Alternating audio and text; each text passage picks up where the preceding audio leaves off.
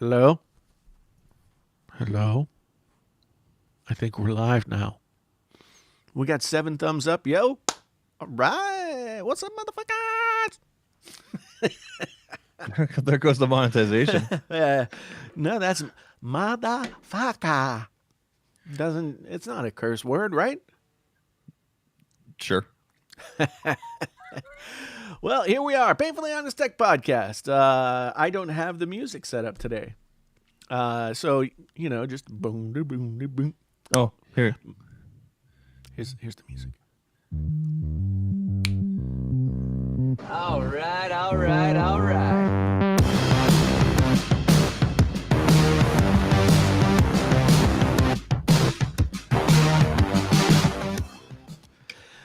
Welcome back to another Tuesday. Last week was the election, and it seems like it should be over, but it's not.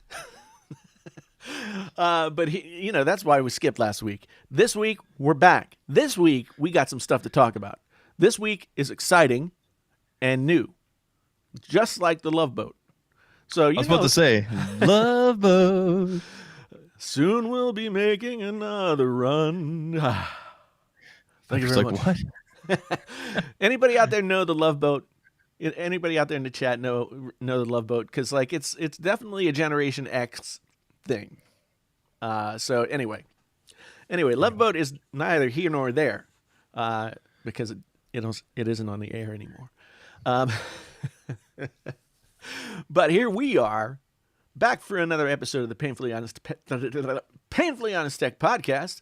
On my left, I have my good friend Zach. Say Hi. hello, Zach. Hello, Zach. And then on my right, I have my friend Viper. Say hello, Viper. Yeah. We in the building. What's up, people? What's up? So, Oh my goodness. Had to do it for him. yeah. So, you guys aren't nearly as excited as me. I am. There are reasons why I'm not excited. You just wait for it. Oh, It's coming. yeah, I don't want to to. hear about your Xbox. I was at the UPS store today. Had to send something out, and there was a guy. He was standing there. He just had an Xbox system Series X sitting on the scale, and it was just sitting there, not in a box or anything. I mean, it was in the Xbox box. So I was like, Okay. "Hey, man, you receiving or sending?" He's like, "I'm sending. I got another one at home." I just thought I'd tell you that so it'd make you upset.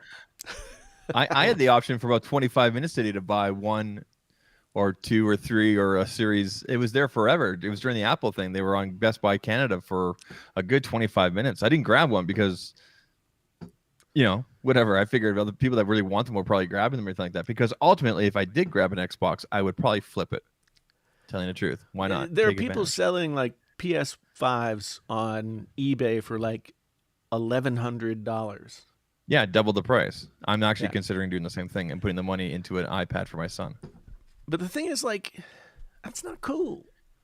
I mean, Sure, it is. Supply and demand. I guess, but when there's a set price, I don't know. I feel like I was like, no way, man. The cheapest they were selling one on eBay was $750. Why am I so not in focus?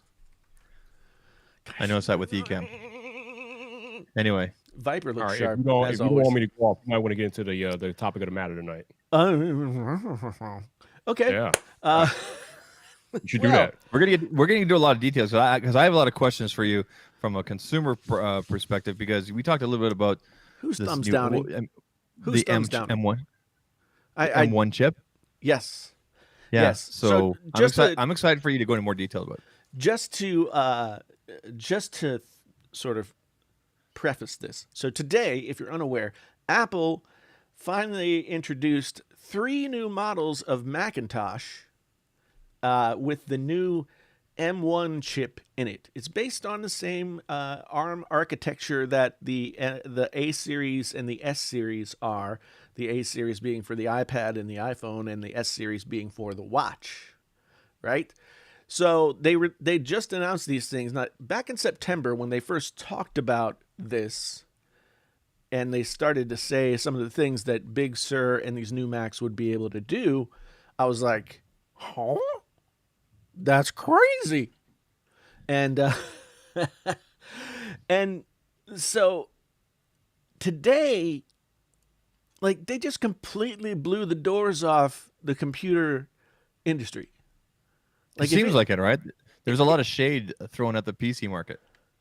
Well, A lot. and rightly Well, that's so. standard. And rightly so. I mean, these Macs purport to offer more performance than the typical laptop or desktop, PC laptop or desktop,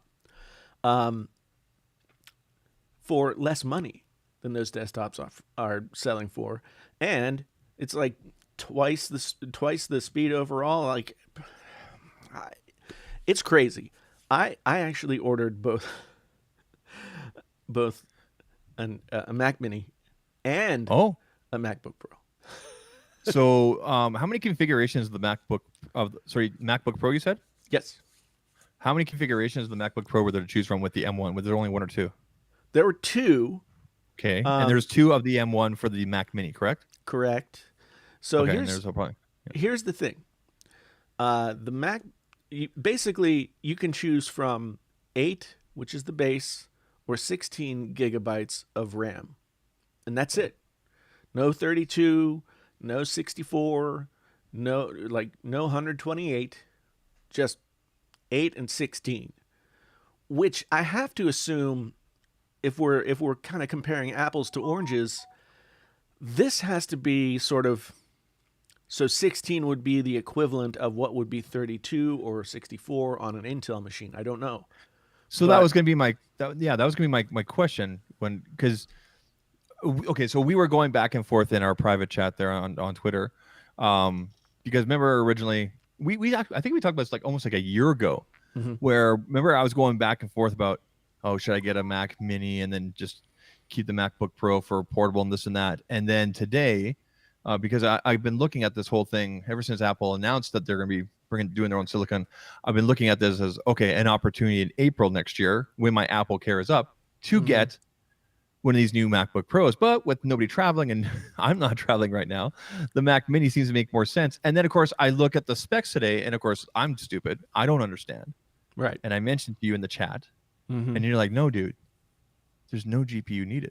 The chip does everything. Am I right? Is that correct? And from what, like, you forwarded in that chat, and what I then went through and like commented, Matt Monis says that you can't even hook up an eGPU. A GPU. Yeah. To any of these machines. So what Apple is saying is that the 8-core CPU and the 8-core integrated graphics unit in the chip itself is all you're going to need. That's crazy. And they also made a really big point of saying that the MacBook Air has no fans. Yeah. Which is what you would probably expect from a MacBook Air, right? Well, I mean, it's a MacBook Air, so you would expect some fans, right? Oh, I it's mean, the okay. Air. I don't want to generate air with Come it. on, I mean, that's a joke. I know.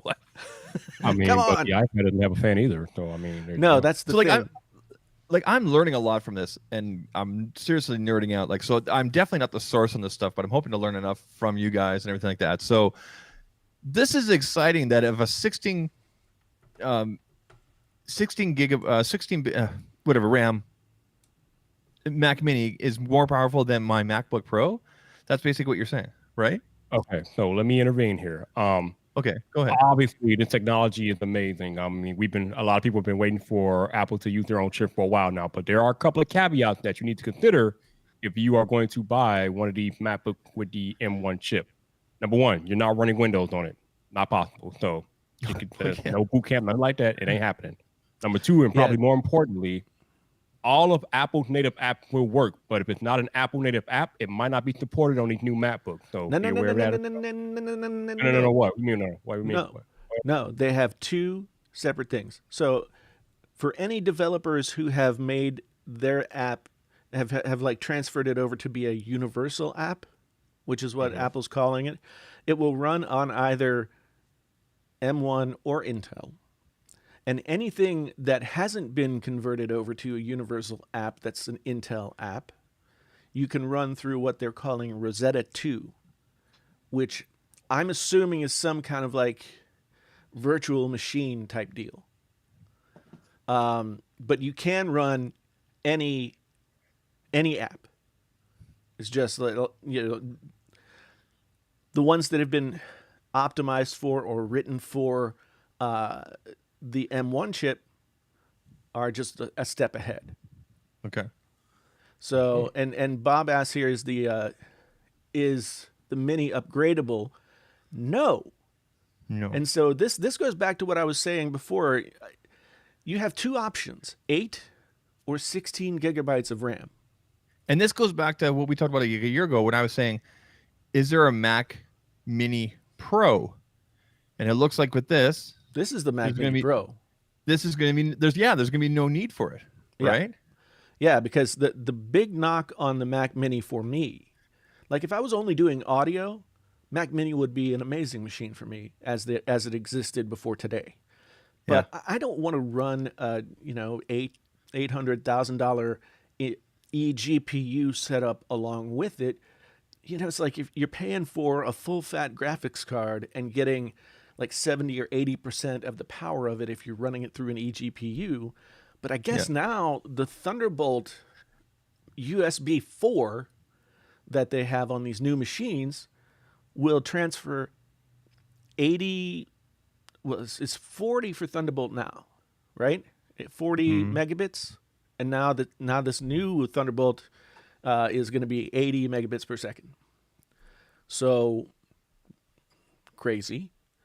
And the thing is, like,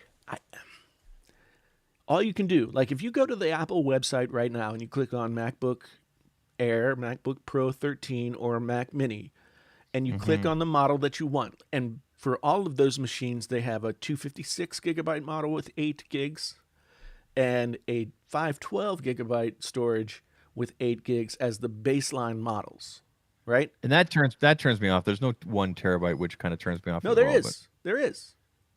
For the MacBook? Yeah. Yeah, you can get.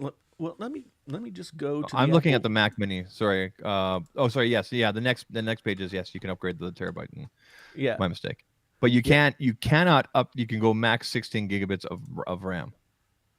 That's all. Right. That's as high as you can go. Which to me, 16. I mean, how much money Apple was making on RAM before, right? Yeah. I mean, they were charging out the wazoo for 64 gigabytes of RAM would be an extra $600. Here's an exciting thing. So I did this earlier. I did a quick click through, and you know how Apple has that nice section there, trade in. Yep. So I put my MacBook Pro in there, and which is nice because you can just throw the serial number in there, and then you already know what it is. Right. So with the trade in, going to this Mac Mini, it would cost me $300, which. Yeah, I lose the portability. Obviously, I lose a screen, I lose a keyboard. But I mean, I'm always here in front of this huge. You know what I mean? This just seems to make a lot of sense. So I'm really looking forward to seeing the benchmarks and people doing real world use. So I'm going to share my screen here for a second. So I have a question while you're doing that. So we could talk about all the effects and geek benches and all that stuff. But Jason, I think what people might want to know is you said you ordered the Mac Mini and the MacBook Pro. Why? Why did you order those? What are you planning on doing that you can't do already? I can't figure out how to share my screen. It says share screen. Well, where does it say that? Right below. It says share screen. I can see it. Maybe you don't see it. I don't. Right below us. Right below your face. I've got like some kind of UI thing for the app instead of. I can't. If it's there, I can't see it through this UI thing. No, I don't see it. I don't see it. I don't know. But now, how do I get everybody back? What was your question, Viber? Sorry, continue. I was asking our buddy Jason. He said he ordered a Mac Mini and the MacBook Pro. And my question to him is, why did he order those? What does he plan on doing with those that he can't do with his existing MacBook Pro? That remains to be seen. But here's the thing. If I get my current MacBook Pro is 512 gigabytes and 16 gigs of RAM and an i9 chip. I had to pay $2,900 to get that. Mm-hmm. With the M1 chip on a MacBook Pro 13, $1,500 or less gets me the same specs, and it costs half of what my MacBook Pro cost. Now, we have to assume that these machines do what Apple says they do. Like, that's one of the things that I put up my reactions video today, and that's one of the things that a lot of people were saying in the comments. Were like, "Oh, well, you know, they might not do that what they said they would do," and and I'm like, Was that the accent? I mean, just the nature of the intelligence level of the comment. That's what I was trying to bring to the. I love it. But the thing is, like, does Apple have a reputation for over promising on the specs and the capabilities of the stuff that they release? No, they've always delivered. Yeah, it always does exactly what they say. I mean, there have been some inconsistencies here and there over the years, but we're talking like 25 plus years, right? So I have to, at this point, take them at their word that what they're saying these machines will do is what they will do. So my MacBook Air or my MacBook Pro 15 from 2019 basically should get stomped by the MacBook Pro 13 for half the price. Huh.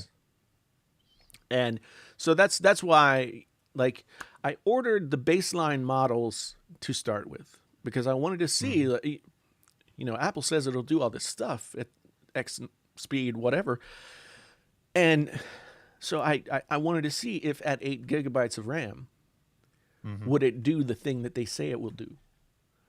Now, I'll probably end up with a machine that has 1 or 2 terabytes of storage and 16 gigabytes of RAM. But even then, it's still freaking cheap as hell. And people, that's another thing. People are like, Apple's just, you know, they price gouge everything. And I have to do the math for them. I have to say, my current MacBook costs $2,900. And the MacBook that I would replace it with, which should outperform my current MacBook, is half that price. It's funny, when we were having the conversation beforehand, I was asking you, when Apple did make the transition, would that provide a better value proposition versus their PC count? Said that for the same amount of computer that you would get in your Intel Mac or whatever, you're paying half the price. So I'm guessing that will favor comparably well to the PC counterpart.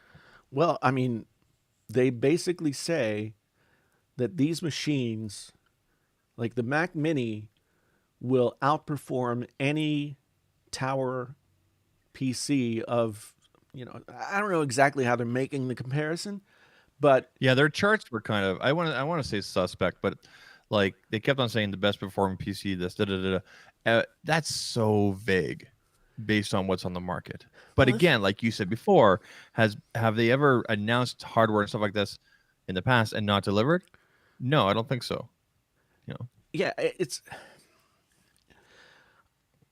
we've never seen anything like this. Yeah. Nothing like this has ever existed in the computing space, where machines become exponentially more powerful, but yet spec-wise step down. That's never happened. Yeah, it looks like on paper, just like I was asking you, it looks like it should be not as powerful than what I have right now, that Mac Mini. But yeah, everything's running on that chip, right? So if I bring up the information on the chip here, yeah. Well, and I mean, the thing is, like, there's proof of concept for this if you look at the A series chips that come in the iPad. The iPad outperforms most laptops of similar price range and vintage by a lot. And so it makes sense that building a chip to run a new operating system based on this architecture will be even faster than the difference between a MacBook and a laptop. Interesting. We have a comment here in the chat, and I'm not trying to single out the person or anything like that. I mentioned this on the pregame show before about Geekbench multi-scores. I'm more interested in seeing real world usage and people, like, for example, taking 4K footage from an A7S III or whatever, or 8K footage, and putting it into Final Cut or whatever, and seeing what the render times and putting overlay, the kind of work that you and I and Viper do on a consistent basis. Now that I'm glad you brought that up, because in the presentation they said that it would be 6 times faster on Final Cut Pro. I'm like, oh, yeah, that's 6 times faster. Six. And they that got my showed attention it. too. Like, if you go back to the original, when they introduced the whole idea of Big Sur and these new ARM chips, and Craig Federighi was showing some of the things that you could do. Like, and that was an A12 chip, and they were running 4 streams of 4K video, adding color and adding graphics and everything like that in real time. I'm sharing my screen. I'm not sure if you're able to do this. If you can share mine. Yeah, I can. Look at that. Okay, so this is the heading here for the Mac Mini. This is what Viper was talking about here. When compared to previous generation M1 Power Mac Mini can compile Xcode 3 times faster, play a graphic-intensive game 4 times higher, Okay, render a and complex. we should say that Final. Shadow of the Up to Tomb 6 times. Raider is one of the games that PC nerds use all the time because it has its own built-in benchmark to test your system, and it's not an easy game to run. Yeah, So I'm not familiar with it, so that's impressive, obviously, right? yeah, I mean, if it's 4 times, if it has 4 times higher frame rates, then that means, I mean, Macs by themselves couldn't really run Shadow of the Tomb Raider at higher than like 30 to 45 frames per second. So let's just take 30 and then times that by 4, 120. That's the Complex sweet spot. time, and then 6 times faster, like Viper was saying here. Yeah. That's crazy because, I mean, I think for, generally speaking, you, me, and Viper, for example, we don't do a lot of really crazy stuff with our videos. Do you know what I mean? Like, we put the overlay and some graphics here and there, and we cut away but sometimes depending on the plug and everything like that, sometimes there can be some frame loss and everything like that. So, for rendering in real time, like, I'm really, for myself personally, I'm mostly interested in this right here. How is Final Cut gonna run on this? Yeah. And if Final Cut is running 6 times faster, and I already feel like Final Cut is pretty can it run Crysis? This is render, so I'm just wondering what the real time is gonna be like. Can it run Crysis? That's awesome. Can it run So in the, I was waiting for that. Today, they were talking about DaVinci Resolve, but they didn't mention your favorite baby, Jason. They did not mention anything about Adobe Premiere Pro. No, they didn't, because it's up to Adobe to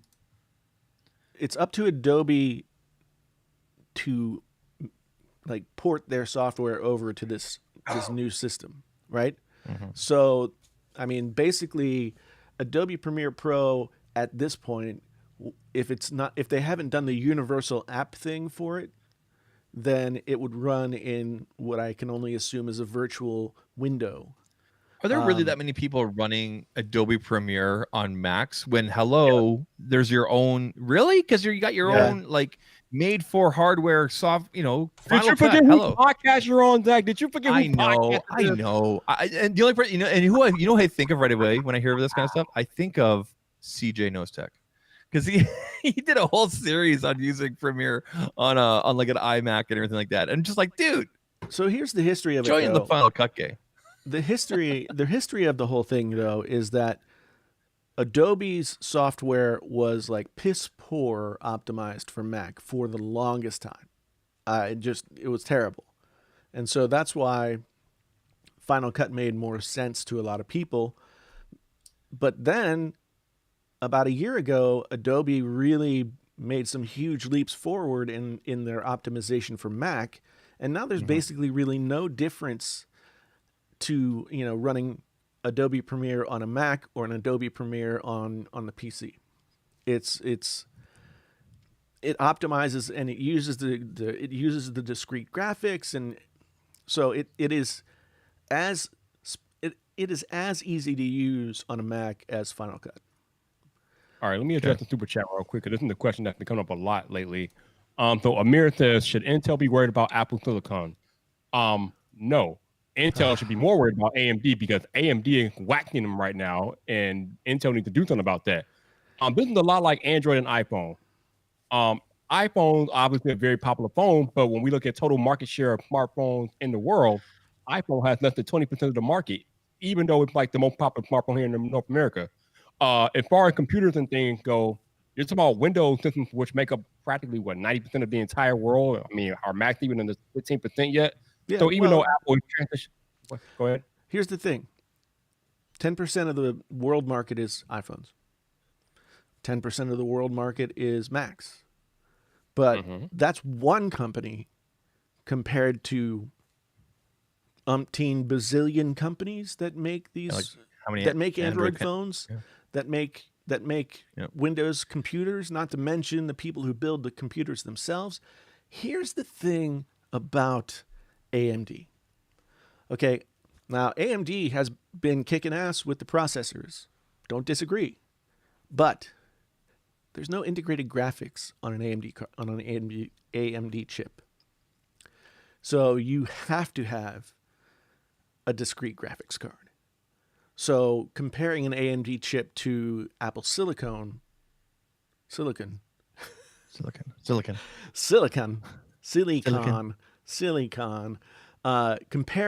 AMD Ryzen chips to this M1 chip, it's kind of not the same thing, because an AMD chip can't run without discrete graphics somewhere else.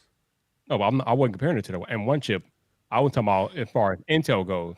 Should Intel be worried about Apple? No, Intel I think will be fine as far as Apple goes. Intel should be more worried about what AMD is doing, because AMD is coming for their neck. I'll say this right now: Intel has been uninspiring in they haven't been able to break the 7 nanometer thing. So, and this is a 5 nanometer chip on Apple Silicon, right? Intel is fucked. Straight up. If they don't make huge jumps forward in their next iteration of the Core I chips, if they don't just go crazy, then they're going to be left in the dust. So you don't think that this is going to push everybody forward? Is it not? I mean, this is absolutely. Absolutely. But to answer the super chat, Intel is okay from Apple Silicon, but not so much from AMD. Well, I mean, Intel's losing a lot of business by not having Apple as a customer. Yeah. So, I mean, on that level, Apple takes their chips in-house, stops using Intel. That's a big dent in Intel's yearly sales, right? And then you look at what AMD has been able to do. And now see the big bonus, the big step forward, or the lead that Intel chips had, is that you basically could not buy a laptop with an AMD chip. Here and there a little bit, once in a while, but for the most part, especially the more performative laptops, were always Intel. But just this year, and Dave 2D did a bunch of good videos on Ryzen laptops. Just this year, they started to make Intel based or AMD based laptops. And here's the thing: it's somewhat the same as what the M1 chip is doing, The Ryzen chip laptops are cheaper by like 25% over their Intel counterparts. So you could get a banging gaming laptop with Ryzen chip in it for $1,400, whereas like the same model with an Intel chip is like $1,800 to start. Wow. So Intel is like, fuck, they're in a bad place. I mean, they've survived this long, but they're in a bad place. So basically, what he's saying is that Intel is on life support currently. I don't know if they're quite on life support because they're like they're so ingrained in the infrastructure of PC computing. Mm-hmm. But if they don't like start impressing people with what they're able to do, and Well, for the people that say Apple doesn't innovate, hello. All the people who say all that stuff, I say because it doesn't matter. It doesn't matter. Like I was having somebody unsubscribed from my channel because I made this video, which Did they tell you about it? They did, of course. Those are the people. Those are the people you have to be concerned about. The ones that tell you. Yeah, I know. It's like I'm not gonna eat here anymore. I just came in to tell you that. It's like Nobody cares. I'm gonna sell more McDonald's burgers here at McDonald's, whether you come in or not. There you go. But the thing is, like they had a longer post that was basically saying Apple's greedy, and all they want is money, money, money, money, money. They're a business. Of course, they want money. They have shareholders. No. I gotta jump in. No. We cannot say that this year because we got these brand new iPhones, which has all these new technology in it and things like that, and they're the same price as last year's iPhone. Apple could have easily raised the price on iPhone this year, and nobody could have been able to complain because there's so much coming with these iPhones, but they didn't. So I want to hear that. I want to hear. So No, but the general, I hate. Come on, Viber. I understand what you're saying when in that specific instance, but the phones. But in general, why do businesses exist?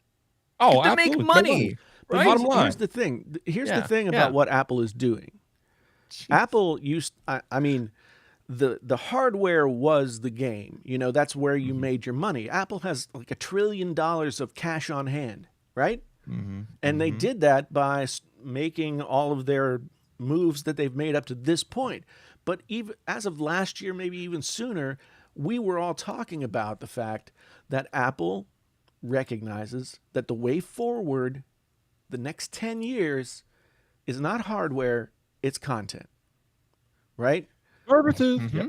It's content, services, et cetera, et cetera. And the thing about these new Macs is that they are half the price of the machines that came before them. They're half the price. Yep. We have to assume that, okay, if a base model MacBook Pro 13 is $1,299, then a base model of a 16-inch is what going to be? $1,600 or $1,700? Mm. And then add another $200 for extra RAM, and another $200 for some extra storage, or however much, $600 for storage to get to 2 terabytes. Regardless, that is still like twice the computer that as compared to what I have now, for a lot less money, like in the realm of like $500-$600. Yeah, the base price of a 16-inch MacBook Pro right now is $2,300. Yeah. Yeah. And I don't see them putting out unless there's something that we don't know, like they're going to have the M1X chip in there or something like that.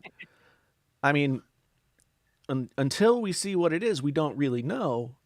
But if we can extrapolate from what we saw today, then the 16-inch MacBook Pro is going to destroy the previous MacBook Pros. The iMac, well, the current iMac already outperforms the iMac Pro that came out in 2017. So the next iMac with an M1 chip or whatever it is will bitch slap the iMac that's out now. And you know, we think of this. One thing I've sort of discovered in the comments of the video that I put out is that people are still thinking within the same paradigm as what existed yesterday. You know, that there was some parity between Intel and Apple, and then you have Ryzen over here doing its thing. That's over. Like, what Apple released today, I mean, running a more powerful system, 16 trillion little transistors, like running an entire system without the need for anything but some RAM and some storage, and everything else is baked in, and you don't have to pay extra for, oh no, I want the Vega 64, or I want, you know, this, that, or the other thing, and that's an extra $400 or $500. You Those know days he's are excited when he gone. getting all nerdy. I can't remember the last time Jason actually got nerdy. He's talking about transistors. My God. Woo. I like it. Let's do some spec. I want to ask you about this really quick because this is speculating. So we saw the Mac Mini. Yep. That's been released. Okay, a couple of variations. The MacBook Air, a couple of different variations, and the 13-inch MacBook Pro. But we didn't see any 15-inch. We didn't see any 16-inch. Yeah. Why do you think that is? And do you think it's possible there might be a different type of M1 chip for those? Like, what are you speculating? Do you think that maybe they're still testing? Do you think there's a different chip? Like, what do you think is still going on there? Well, I think they put all of their focus development-wise on getting to these quote-unquote lower-end machines, right? There you go. Yep. But, and everybody's like, oh, well, it's just the MacBook Air. You know, the MacBook Air is Apple's #1 selling computer by a shit ton. Like, that's the computer that everybody buys, because not everybody is like us and needs like super graphics power and blah blah blah and all that stuff. So a MacBook Air for the majority of people is a perfect machine. You know, if you're doing like light productivity and, you know, maybe every once in a while some video or audio or photos. That was the first MacBook I ever brought. Yeah. And to me, it says they went to their most popular machines and they made the change there straight out of the gate. And to me, that says this is the real deal. Apple is not going to screw around with their most popular computer if it's going to fall on its face. And so that's what gets me excited. And then, as Hugo says here, the M1X chip or whatever is probably going to come next year, and it's probably going to be the 16-inch, the iMac, and they're even talking about a smaller version of the Mac Pro, like a little mini Mac Pro. Okay, same so form you said factor, that but the MacBook Air is their best-selling computer. True. But the other thing is that the Mac Air probably brought by the most non-professional people ever. So nobody that needs a MacBook seriously is buying a MacBook Air. So it's easier to make the transition at that point, because if you can mess around and do things that aren't pro-ready for the prosumer, you're going to have some explaining to do. The average consumer is not going to notice if Apple messes up with the MacBook Air, because it's all going to be the same to them. It's not going to be that different to them. Here's the thing. That doesn't take into account the paradigm shift that comes with this shift, right? Now, the MacBook Air can do a lot of the stuff that previously the Pro MacBooks could only do, right? So, I mean, Jaime Rivera once had, this is the best way to think of a Mac and its power and utility. Jaime Rivera said, you know, a MacBook Air, you can edit 4K video on a MacBook Air. It's just going to take longer, right? Now you can edit 4K video on a MacBook Air, and wow, it's now like it's now huge. It's now a huge jump forward. The MacBook Air is basically at least as powerful as the 13-inch MacBook Pros. We got a That super chat from Shane D here. Shane, thank you. Says here, I was praying for a new 12-inch MacBook, best Mac I ever owned, and I've had all of them. So here's the thing. The 12-inch MacBook Pro had no fan, had a mobile processor, and it was like an Intel M3 chip, M5 chip, which don't exist anymore, so they weren't the best processors in the world. But that MacBook had no fan, and it was like completely running on just the chip inside. Apple's taken that and now applied it to the MacBook Air. So a 13-inch screen with that super svelte form factor that has enough power to do pro-level stuff. It's a total paradigm shift. Like when you read 8 gigabytes of RAM and 16 gigabytes of RAM and like integrated graphics, all of those things meant not the greatest computer until today, at least according to what Apple says. And we'll know come the 17th when these things show up in people's mailboxes. When does yours show up? 17. 17. All right. So to piggyback off of what Zach was saying earlier, obviously Apple made the transition to their entry-level machine, MacBook Air, 13-inch MacBook Pro, Mac Mini. So, Jason, how long do you think it'll take them to further that transition over to their larger machines, like a 16-inch MacBook Pro, a Mac Pro, an iMac? How long do you think the transition will take for it to get to those machines? Well, I mean, if we go by, they said it was going to be a 2-year transition, and that 2-year transition started officially in September of this year, right? So you have to assume that they're going to have. When does Apple usually have an event in the spring? March-ish. March.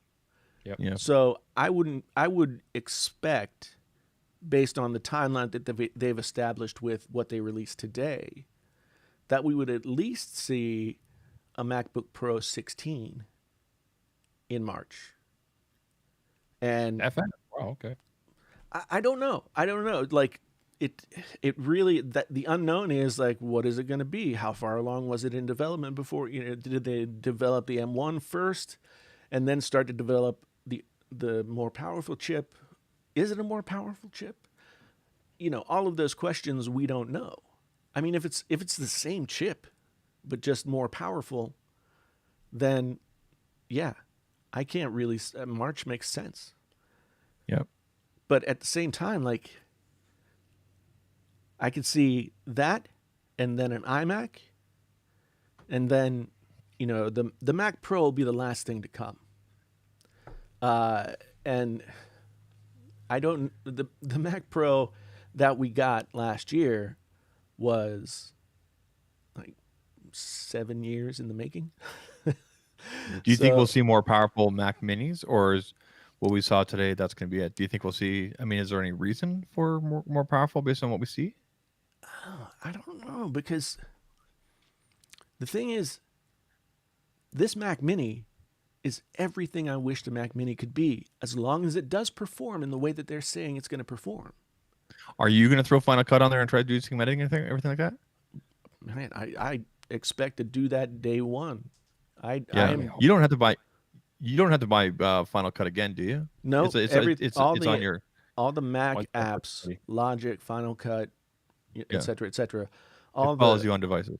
All the Apple software has been ported over to this new this new structure, this new architecture. Gotcha. So, yeah. Okay, let's go back to I want to go back to the MacBook Air real quick. So the MacBook Air, as we discussed earlier, does not have a fan. Now, we've known just maybe a year or two ago, Apple has ran into thermal issues with their MacBook Pro. So I'm curious to get you guys' thoughts. Could Apple potentially run into thermal issues on the MacBook Air, given that there are no fans inside of this machine? No. And I'll tell you why. The thermal issues were 100% because of Intel Mm. and Apple trying to put an i9 chip, which is super powerful, draws a lot of power, gets hot. They were trying to put that in this tiny, thin chassis with barely any ventilation at all. And that's why they had the thermal throttle issues. But now, these ARM chips don't run hot. They like they're I would be so surprised if there was any kind of thermal issue with these because that's one of the big reasons to go here is that you can go thinner and thinner and thinner with no fans, etc., and you don't have to worry about heat because you're not dealing with Intel, you're not dealing with a graphics chip as well. Those 16-inch MacBook Pros that had the thermal throttling problems, or the 15 inches that before the model that I got, running a GPU in there as well as a really power-hungry CPU that creates a ton of heat in the very thin package that. But with this, they can go like iPad thin. They can go iPad thin and have no problems. Like my iPad Pro is what, half an inch thick, and it runs like a beast. Doesn't really get hot. It has no fan, no ventilation at all. And you know what's also exciting, Jason? I was looking through the specs here, and all of these new M1 devices come with a power adapter. Wow, you would think they'd take that away. Damn. I did notice when I was checking out that they were trying really hard to sell Thunderbolt cables. Yeah. I'm like, I'm not buying your $70 Thunderbolt cable, like your $70 like 16-inch Thunderbolt cable. Although I'm sure it's a very nice cable. So like, I put Michael's chat up here because I think he's making a great comparison. You've got $2,049 for the Air with 2 terabytes of storage and 16 gigs of RAM. That's a beastly machine. $22.99 for the 13-inch. And 512 Air, $1649. Razer Blade 15 base model, $1,800. The base model. Now you can get the Stealth, which is their like ultrabook thing, but Apple's they're really pushing everybody to go more powerful and cheaper. I mean, this is going to push the market. This is all good for whether you are a PC master beta race or whatever the heck they call themselves and everything. I mean, you should be happy about what was shown today because it's going to push innovation on all ends ahead, right? Can we at least agree on that? I think. I mean, what did I call it? PC master. It's what PC master race. Yeah. Yeah. What are they going to call themselves when Apple really does like destroy everything that a PC can do? I don't know. It should be very interesting. It should It's be coming. very interesting. I mean, the PC and the Mac are always going to be separate machines for different kinds of users. But the thing is, it's always been kind of like Apple is Apple and it does these things well, and a PC is like the real computer. Yeah. But that's not the case anymore. And the thing is, it's like a totally different ballgame. Apple totally changed the entire infrastructure of what computers are.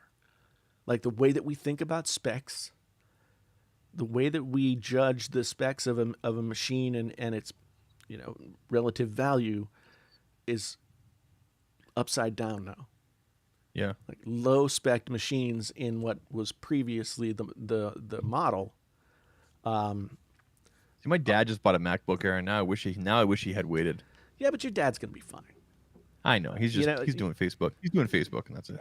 Yeah, I love Apple as much as the next person, but do we really expect Apple to like make a dent in market share with the M1 MacBook? They don't have to. That's not the game. They don't want to eat into the PC market share. They want to get more of their products in the hands of the people that use their products, and yes, certainly convert some more people over. However, like they've been Well, they've been kicking ass with 10% of the market on smartphones and computers, and they're the only game in tablets. Their overall thing obviously may not be to go after the PC market, Jason, but we saw plenty of shots with these, their graphs and everything like that. And then of course the PC guy at the end there. Yeah. Oh, that. I mean, come on, shots were fired. I love. Right? I Come on, loved that. I'd love to see John Hodgman back as PC man. He looks that was good. so perfect. Like, I'm glad he looks good. I'm glad he's getting some work. I don't know what he's been up to. He's been all over. He's he does like podcasts and other things. Like he's all. Where is Justin Long? Come on. I don't know, man. I was hoping he would walk out at the last second. I was too. I was looking for him. But you can't tell me Justin Long's got a lot of work right now. I don't know. I was about to get mad because Apple had a whole one more thing event without actually giving us a one more thing, but didn't give us 3 more things. What? They gave us 3 that more things. That was the one more thing. No. We knew that would come. I mean, a one more thing that nobody knew come. Y'all, I mean, a traditional one more thing. We didn't get it, but when the PT dude showed up, I was like, okay, I can work with that. We weren't expecting that. That was pretty cool. Well, they kind of did give us a one more thing. Yeah. The chime is back. The bong. Yes. Oh, God. Bong. Okay, I wish I had the sound effect here, but yeah. I actually was going to try and get one up that I could use for the show today, but I didn't. I was eating dinner and didn't have time. But the chime is back. I can't tell you how long it took me to adjust to the fact that, like, you start the Mac and it doesn't make the bong, right? Like, that was always like, okay, I know I'm okay. The bong happened. So that's the one more thing right there. They gave us the chime back. Mm-hmm. And what's next? Light up Apple on the back of the laptops? Yeah, can we please give after that? I think they're just like too thin at this point. Yeah, probably. But maybe not, maybe not. But yeah, Apple's kind of been on a pilgrimage through the dark places with the MacBook Pros and the butterfly keyboard and all this, all that stuff. Can you hear me? Yes. Yes. Why am I hearing myself now? Oh. Why am I hearing myself echoed back to myself? There we go. Can you hear me now? Yeah. Okay. Oh my God. You have a nerd moment on the podcast. You just had a nerd moment on the podcast, people. That's what it is. Oh, we got 212 people in here. Holy, where y'all come from? Who sent y'all? If you're excited about the bong, one more time, then yeah, just say it to us in the chat. Yes. Where'd you come from? And if you aren't excited about the bong, don't say anything. For those of y'all that are going to watch this replay on YouTube, when you go to leave your comment, let us know what is you're most excited about from this event today. Are you most excited about the Mac Mini? Are you most excited about the MacBook Pro? Or maybe you're excited about the updated M1 MacBook Air? Let us know in the comment. Let us know. Cucumber.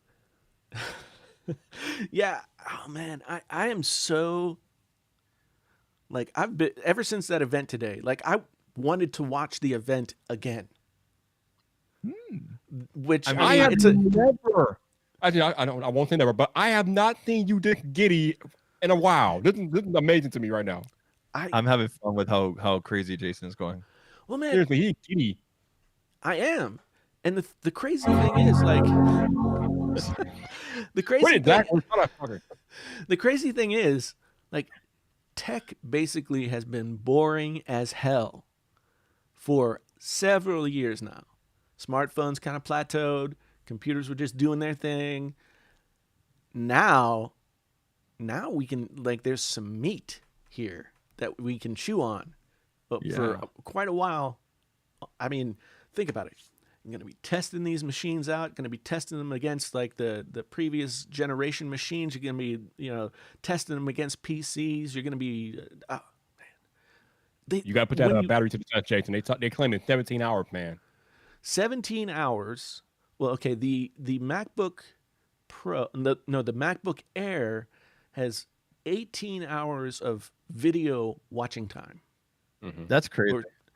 And the MacBook Pro has 20 hours. 20 hours. That's both of those are double the capacity that these machines had previously.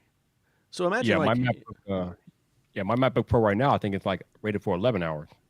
Yeah, I've never gotten anything close to what my MacBook is rated for.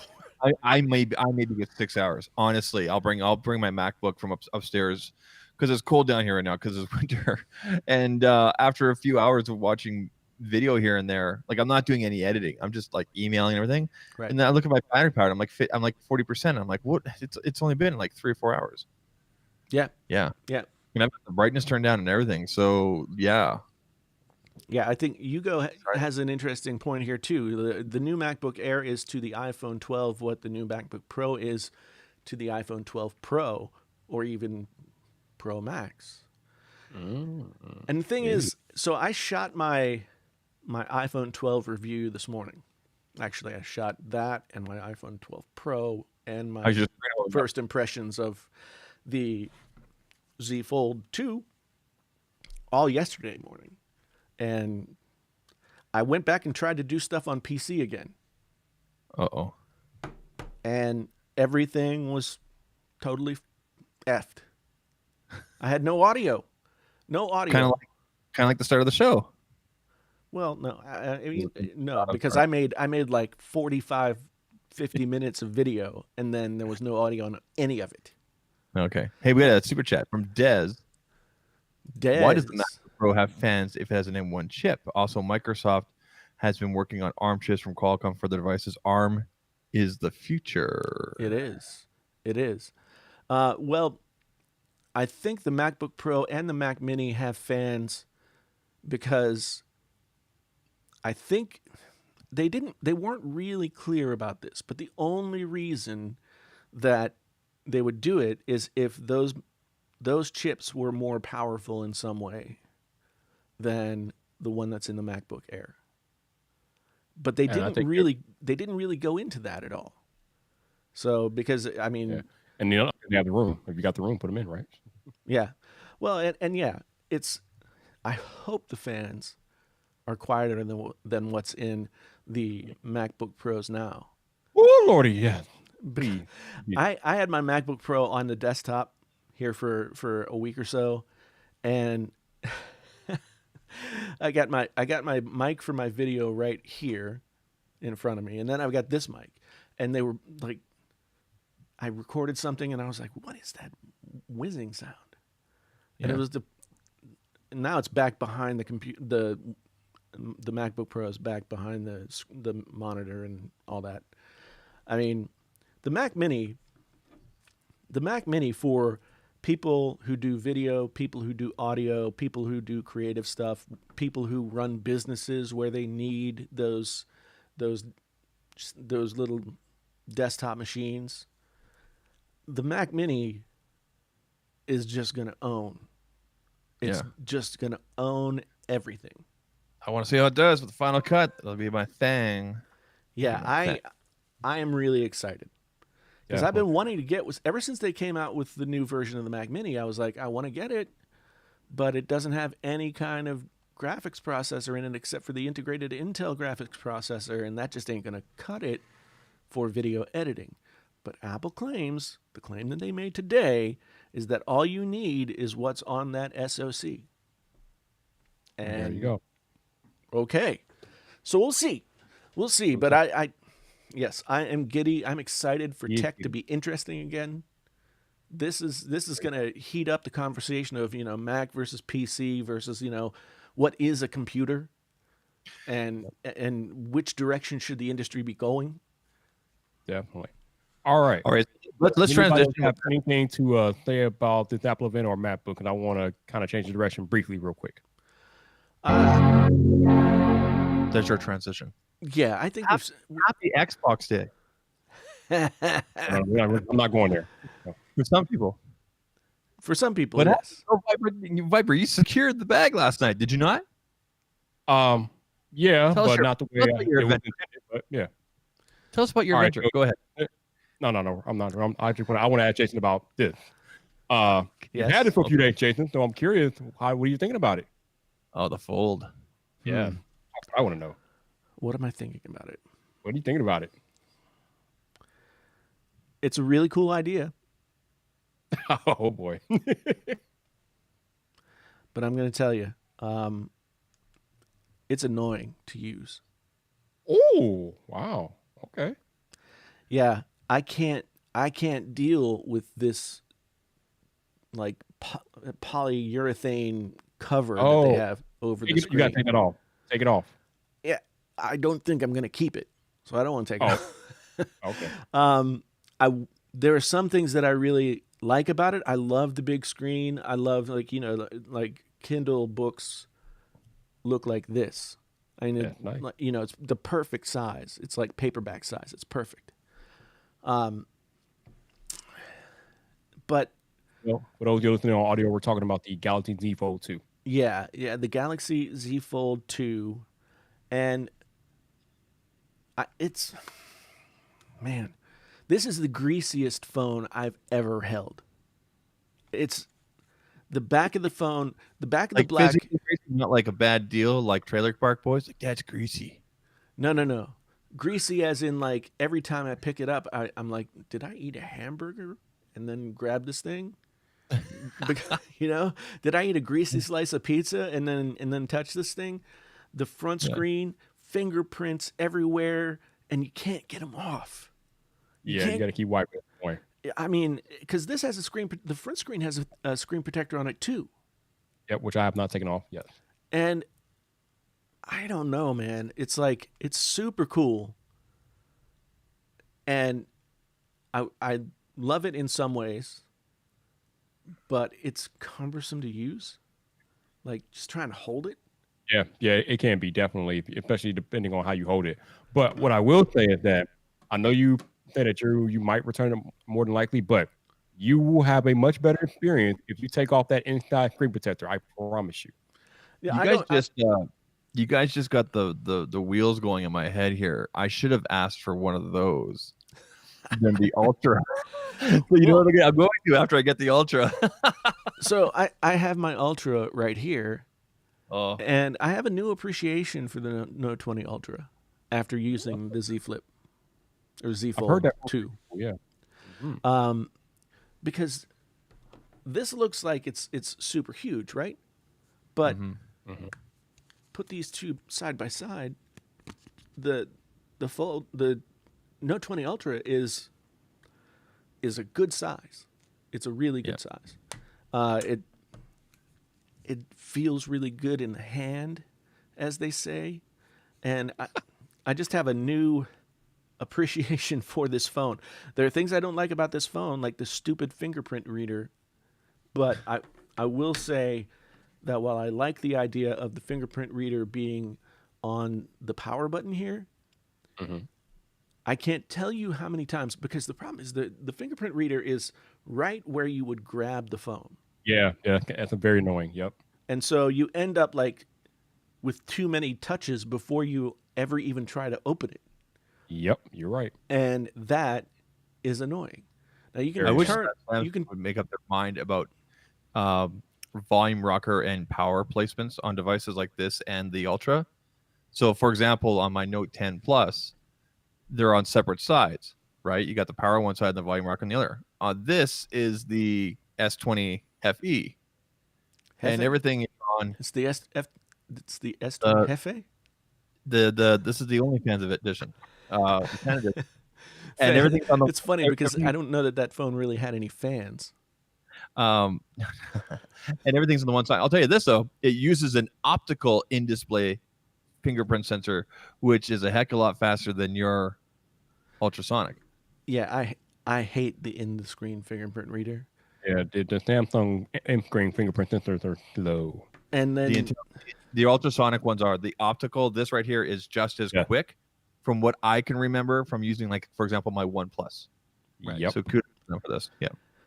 yeah, I mean the FE is actually being more successful than I thought it would be. Dude, it's crazy amazing. I've had so much fun using this thing for the last 10 days. If I bought an S20 Plus earlier this year, I would be spitting mad Oh yeah, because it's got everything that phone doesn't have for less. Yeah. It goes right in between the Plus and the Ultra from the S20. Yeah. It's So my takeaway from what I just asked Jason about the Fold 2 is that the Fold 2 made him want to run back to the Note 20 Ultra. Interesting. even with that color. You know, I don't like this color. I don't like this color. He does not like Mystic Brown. Yes. But I have to say that taking my feelings out of the equation, it is a classy looking color, and just with the shiny stainless steel up here, and it's just a really good looking phone. I hope I get that because I want to stick it in some snow in the backyard and take some pictures. Because I think it would look really good with the white. Now,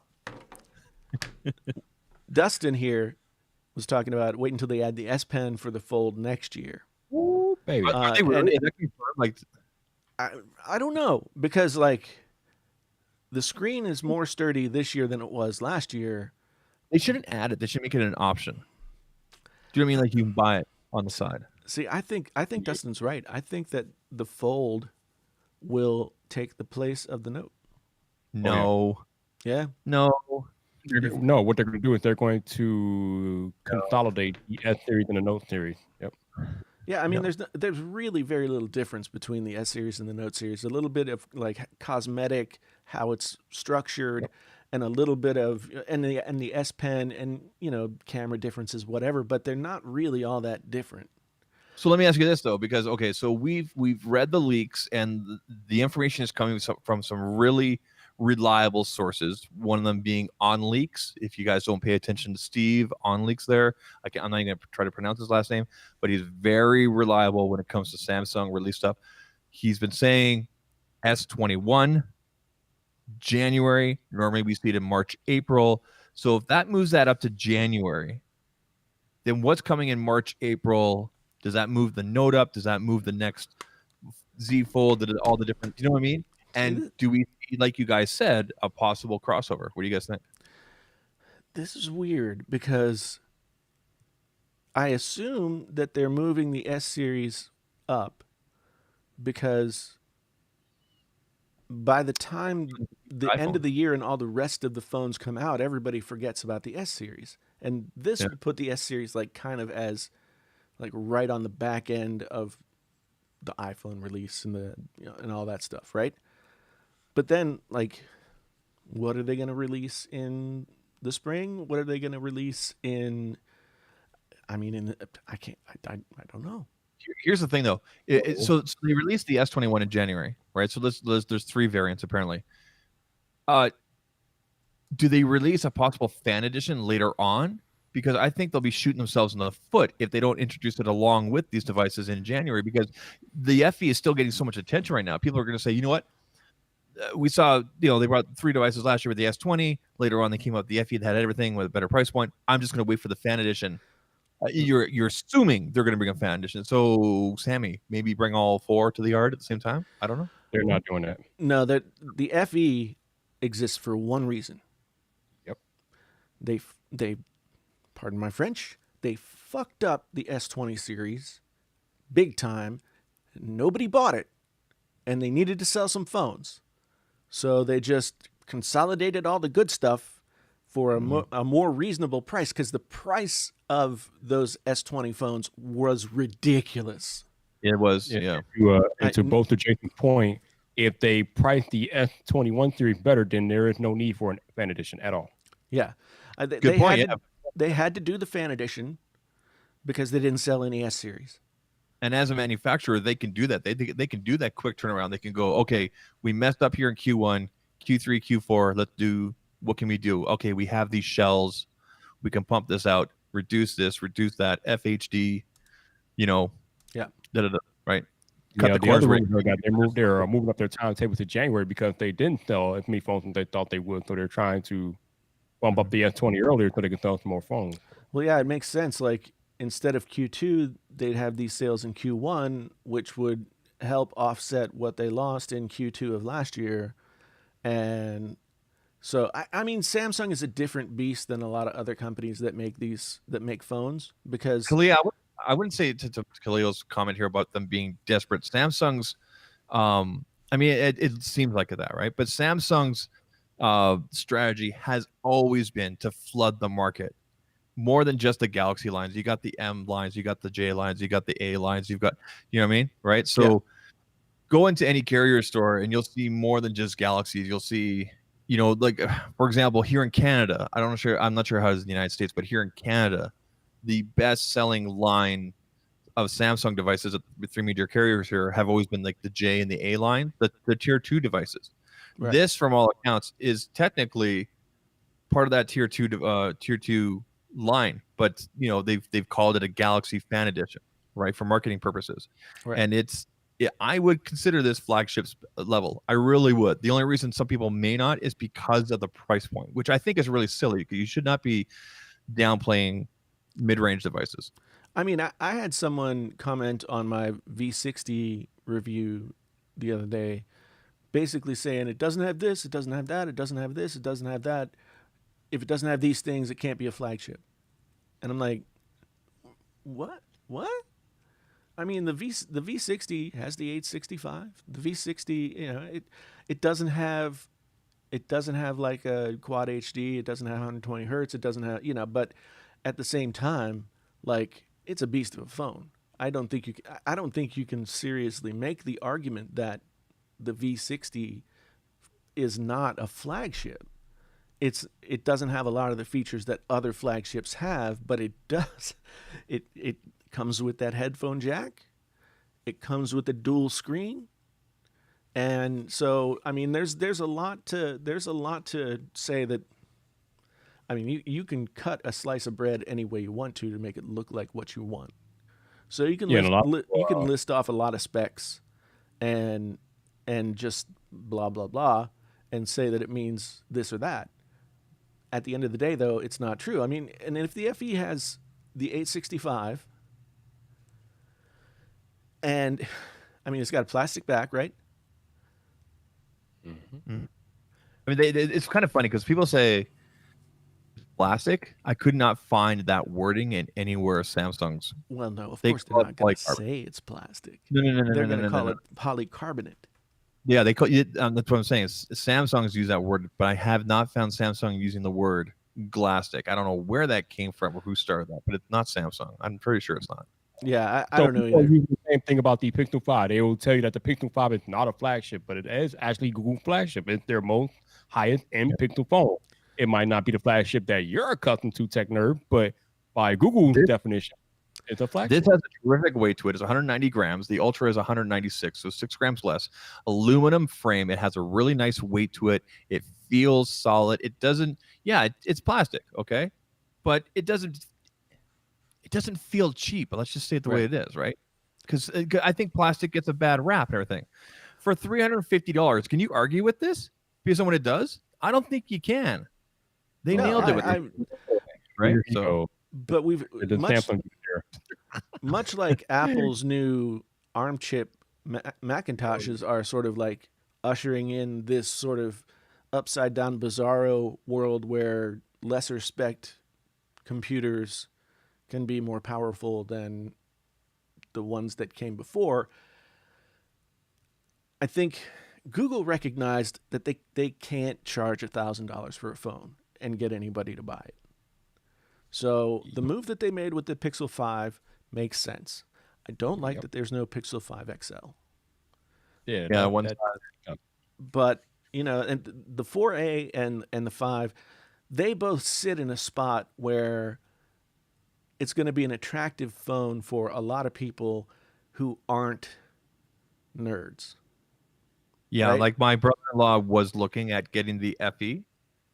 But then I showed him the Pixel 4a, and then I told him go to the store and check out the 5 because I haven't used it myself.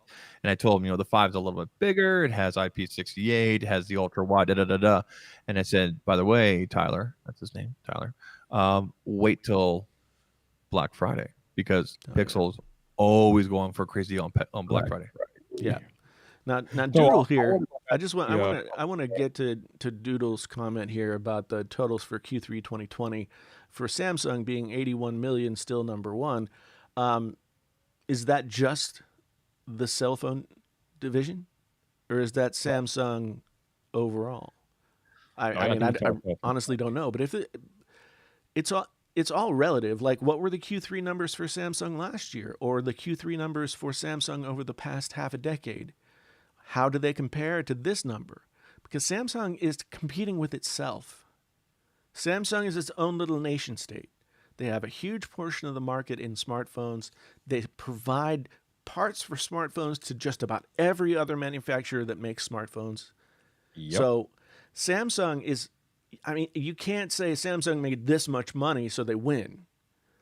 Because No, Sa- beca- what he means is that Samsung is the number one smartphone OEM in the world, and he is correct.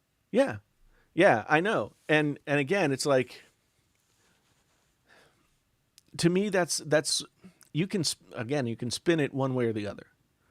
Like, yes, they have the biggest market share of any other manufacturer, but I don't think that matters as much when you're talking about Samsung as talking about how Samsung's performing in comparison to itself in previous years. Oh no, you're right. But he loves Samsung, so he's going to do that. What I No, want to I go mean, back to, it's totally fine, but I mean, I think it's a valid question. How does that number stack up Right. against previous numbers? right? But what I'm saying is that he's not trying to compare Samsung year over year. He's just letting you know that Samsung is the king of the smartphone world. But what I want to go back to is the question I think Zach asked earlier about somebody asked earlier about Samsung smartphone schedule in 2021. So we know that in January of 2021 they're going to come out with the S21 line. There have been a lot of rumors that the Note 21 is not going to even be a thing, but if it is going to be a thing, obviously that will come in August. Don't forget about the Galaxy Z Flip, so that'll probably be in between the S21 and the Note 21. That's when the Note 21 is still a thing. And then if the Note 21 is a thing in August, then the Z Fold 3 is going to be right behind the Note 21. So what, September, October maybe? So that's how we're looking right now. So in January, S21, maybe April, May, you might get the Z20 or the what is the Galaxy Z Flip 2? Yeah, Z Flip 2. So in August and August or whatever, you'll get the Note 21 if it's still a thing. And then September, October, you'll get the Z Fold 3. So that's what the schedule is looking like if they stick to history. To me, I look at the fact that they had the Note 20 and the Z Fold 2 come out like basically back to back in really close proximity to one another. Yep. And that to me says like we're sort of grooming the Fold to slot into that spot. Yeah. And I don't know what the sales numbers are for the Note series versus the S series or anything like that. I think if they can make the next Z Fold $1,400, Mm-hmm. then there's no point in having a Note. Yeah. There's the rumors are stating that the Z Fold is going to become their premier line of phones in place of the Note phones. And like I said, either they're going to consolidate the Note in the S line or maybe just knock the Note line down. I don't know. I mean, yeah, maybe they'll make a more like I would hate this, but I know a lot of people like the S Pen, and I don't know that between now and when the Z Fold 3 would release, I don't know if they're going to be able to solve the physical problem of not being able to use something like a stylus on that screen. Maybe eventually, but maybe they're going to take the Note and make it kind of like the FE edition. You know, so it sits in that spot that's like mid-range, like below $1,000, like say $800 or something like that. Still has the stylus. Maybe it lacks a few other features. I don't know, because as somebody pointed out before in the chat, Samsung is not known for its consolidation of models. I mean, they seem to be able to come up with new versions of phones like nobody's business. But I don't see how they continue the way that they've been going and not cannibalize, like each line cannibalizing the other. Well, I think the big thing this year is that they didn't sell a lot of Note phones, which I don't know if they really ever sell a lot of Note phones, to be honest with you. But obviously, the biggest problem with the Z Fold line is you can't be charging $2,000 and expect to sell a phone. So, like you said, Jason, if they really want to be competitive with the Fold line, they're going to have to knock that price down to $1,400, $1,500, and then we can have a conversation. Yeah. Yeah. I mean, Retethered Tech says, so the Fold is going to be or the Note is going to be the LG Stylo. I mean, the LG Stylo is like, what, a $300 phone? That's an afterthought. My and hand has a stylo, and it's just ugh. I know a lot of people really like that phone though, and I mean, I guess it's a big phone with a stylus for $300. If you do like the cost benefit ratio there, I mean, for a lot of people, it'd probably be the perfect phone. But Hey, Jason. Yep. I don't know why I asked you this, but I know you are a big LG fan, so I guess I should ask you: are you planning on getting one of these? they tell me they're going to send me one, but they don't have any right now. Oh, So I'm not buying it. yeah, I'm buying that one. No, I mean, LG is one of a few companies that has been gracious enough to send me their phones. And so, which is really great because that's a couple of phones I didn't have to buy this year. But yeah, I want to check out the Wing. I've been bugging the LG rep, intermittently for the past month or two, and supposedly, I mean, I never can understand how companies decide who get what criteria they use for who gets what, et cetera, et cetera. But I'm told that I'll get one. I have no timeline. Gotcha. And the thing is, as much as I want to try that thing out and it looks really cool and I'm really intrigued by the form factor, I don't think it's going to be like a super successful sales phone. I don't think it's going to sell a ton. Not at that price. No. And so by the time they get around to having one for me to look at, nobody's going to care. I mean, the window closes pretty quickly on those phones. I hope they do a generation 2. I hope this isn't just a one flash in the pan kind of thing. Yeah, I hope they, because at least because where am I going with this? They get Samsung folding things. You got Apple being safe, and at least at least LG's trying something different, right? And it's functional. It's not just a gimmick; it's really functional. Yeah, it's not a gimmick. It's definitely functional. But it was like Jason was talking about earlier. I was kind of making fun of how Jason is so giddy because Apple is doing something different with their Mac line. Well, when I talked to Michael Fisher, I mean, he giddy about foldables and wings because, as Michael Fisher said, just like Jason, for the last 10 years, we've been dealing with rectangular slabs of phones, and they're pretty much all the same at this point. So when you got companies like LG coming out and doing something vastly different from the norm, that kind of makes it exciting again. So I'm with you, Zach. I do hope they make a generation 2 because it'll be very interesting. See, the thing is so they came out with the Velvet, which was a very nice phone in its own right. And it, from what I've heard around the internets, LG is moving away from the flagship market. Or at least they're moving away. There's not going to be any more G series. And I don't think they're going to do any more V series. And so if the V series gets canceled, and everything that I love about the V series is not replicated someplace else, then that's a lot less reason for me to care about LG, honestly. I love to champion LG because, I mean, they've been doing something different for the past 4 or 5 years by just still including a high-quality headphone jack, right? I mean, so there's... I don't know that there's a huge market for that.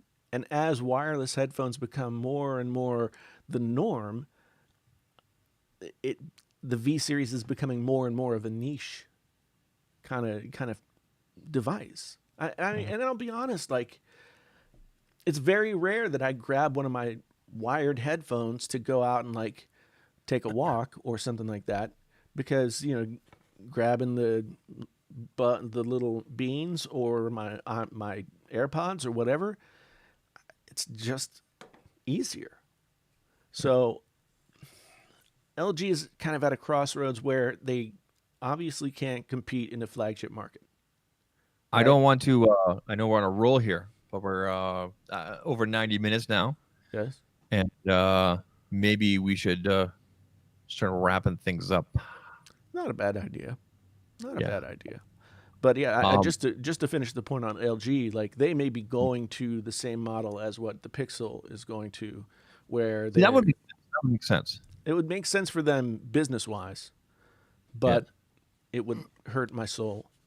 All right, before we transition or do anything else, chat, I need you to listen to me very closely because a little birdie told me, chat, that this week we have a very special occasion on deck here. This week, our very own Zach has a birthday. Chat. Oh, Ah. Wish our buddy Zach a happy birthday in the chat. If y'all could do that right birthday to now. you. Happy birthday to you.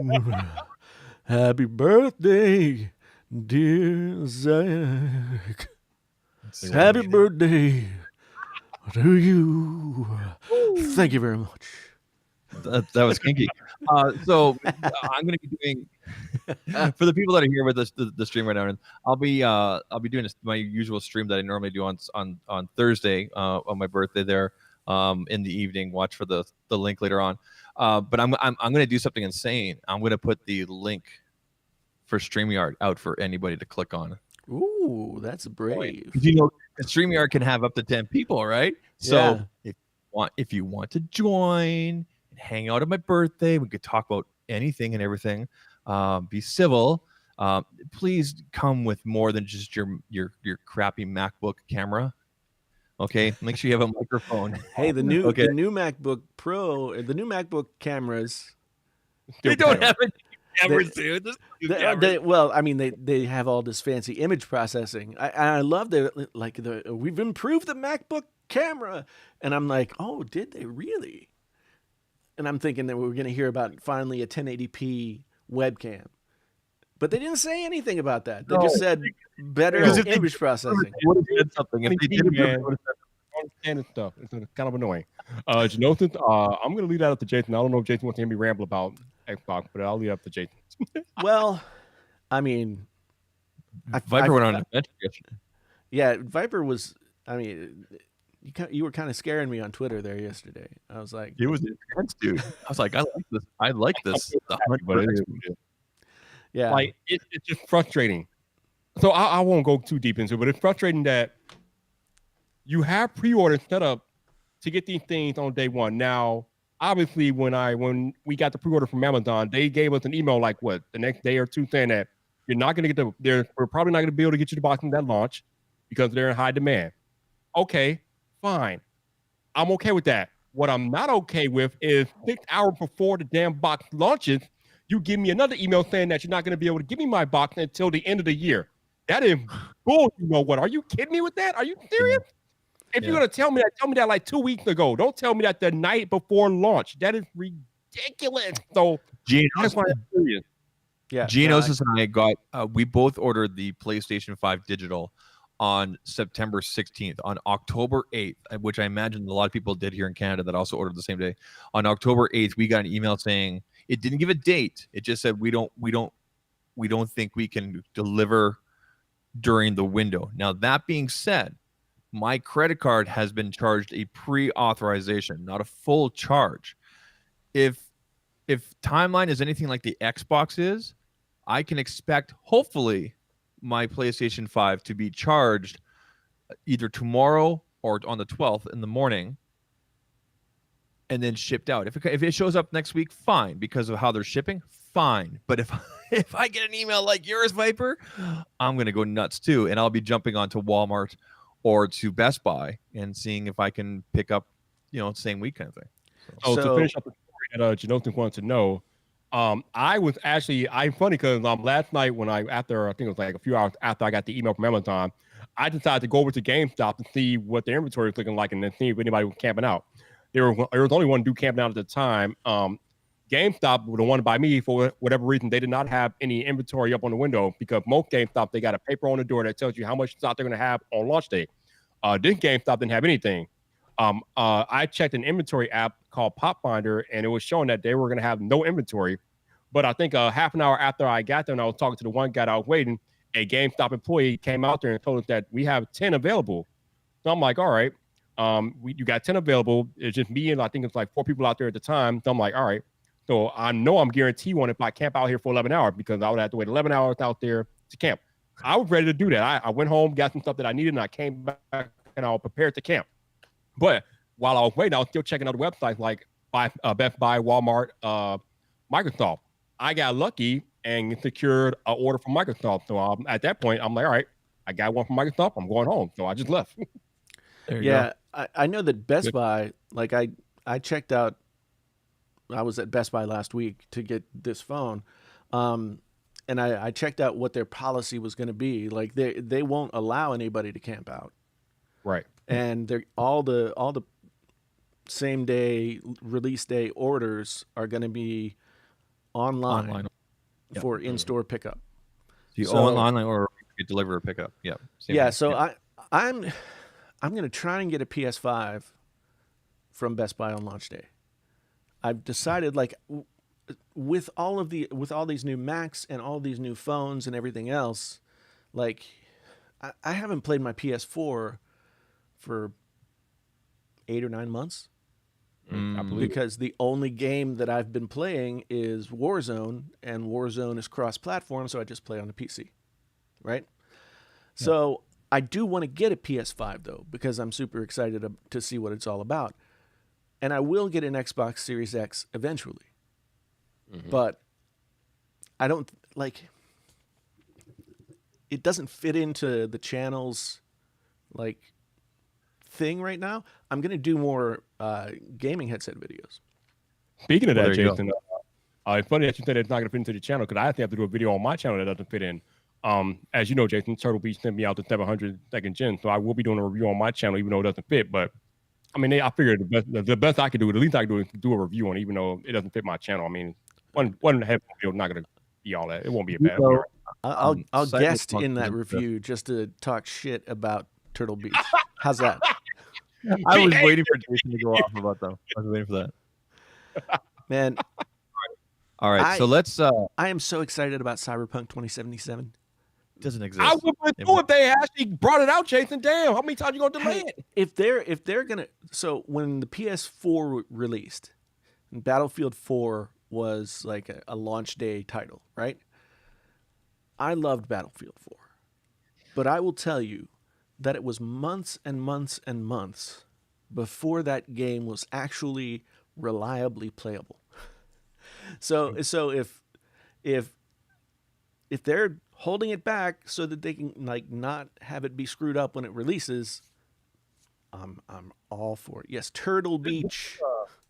This delay was kind of weird, Jason, because the game has already gone gold. So I was kind of shocked when they said they were going to delay it again, even though it's already gone gold. Well, I mean, they got the money already. What are they? Okay, let's transition. Yes. Sorry. Actually, I'm not sorry. I'm gonna put that on my deck, though. I'm definitely gonna put it on my deck. Let's wrap up things tonight with Netflix recommendations. Okay. So I would start. I told you about this the other day, Jason. Mm-hmm. The show is like it's blowing up now, and it wrapped up. Like it's not even being produced anymore. Right. But if everybody should be watching Schitt's Creek on Netflix. Canadian show. They don't put it in your face, Canadian, but they do mention, so you do know. How would you put Canadian in anybody's face? You know, like they're not in your face about it, but like there's little hints here and there, things It's like like, that. But oh yeah, boy. Canadian producers like that in Ontario. So Eugene Levy, his son Daniel Levy, his daughter, I can't remember her name, but she plays Twyla, one of the waitresses in the restaurant. It's got Catherine O'Hara. Yep. She was, SNL fame, and all. She was, she played the mother. In case you don't know who she is, played the mother in Home Alone. Yep. And there's a lot of family and everything like that. And it's the first season. I'll tell you right now, it's really dry. It's not slow, but it's kind of dry and slow-ish, I guess. But after that, it takes off. Right. It's really good. So if you guys are looking for a funny show, comedy, Schitt's Creek, definitely check it out. Yeah. Right. I haven't watched it, but I've heard so many good things about it. You'll love it. You'll love it. The only thing that makes me reluctant is that everybody loved Arrested Development, and that show annoyed the piss out of me. Just give it a try. I will. You and everybody else. That's your homework. Schitt's Okay. Creek. What about you, Viper? What you been watching? All right, I'm not watching Netflix because it is Baby Yoda season, so I am watching the Baby Mandalorian, aka the Yep. Mandalorian. Also, if you have Apple TV Plus and you will not have watched, if you have Apple TV Plus and you have not watched a show called Terrain, I would highly recommend it. It's an Israeli spy thriller, very good show. I enjoyed it. Yeah, it's called Terrain. So if you guys have not watched that on Apple TV Plus, I would recommend it. But right now, it's all about the Mandalorian. Yeah, episode 1 of The Mandalorian, like chapter 10, I guess, amazing. Yeah. Chapter 11. Yeah. Yeah, this Yeah. last one. Yeah, this last one was, it was filler. Filler, yeah. I mean, it's trying to get the Mandalorian from one place to the next when they don't really have to do that. You know, they can just travel warp speed and be there. Right? It's kind of weird because a lot of people were excited about this week, last week's episode, and I don't know why they were excited. That wasn't that good to me, and wasn't that good to you either, apparently. I mean, I enjoyed it. I enjoyed it, but it wasn't up to the standard of like the previous week. The previous week, we got Timothy Oliphant wearing Boba Fett's armor, right? Oh, he gives it away. What? Well, no, Everybody's watched this, haven't they? I mean, you'd be giving it away if you told everybody that Boba Fett was there at the end. Which you just did. Shit. Yeah, well, so, yeah. And then, they killed this giant dragon. And if it's in a Sarlacc pit that doesn't have a Sarlacc in it. And suddenly Boba Fett's armor's hanging around. And then at the end, some angry-looking dude is watching them ride away with his armor. So that was good. I mean, that was like jam-packed of goodness, like all kinds of Star Wars lore. That huge dragon thing that they fought. If you go back and watch Episode 4 Star Wars, or the first Star Wars movie, when C-3PO is walking through the desert and there's that big skeleton behind him on the horizon, it's the Great same dragon. thing. Yeah. So that's kind of cool. We got to see like in real life, right? So. Yeah. I mean, they're really doing a great job of like sort of the Easter eggs are awesome. There was in the first episode there was some graffiti with C-3PO's face. I saw it. I was just like, what? I need to go back and like, pause right there and try and decipher what's going on. But the Easter eggs are great, and they introduce all the stuff. Last week's episode had Sabat in it, which had always been a game that people had talked about. Then we saw it in Solo, which I still think is the best of the most recent Star Wars movies. Are you high? I love it. Love it. I have not seen it. Did you not see Rogue One? Rogue One is great too.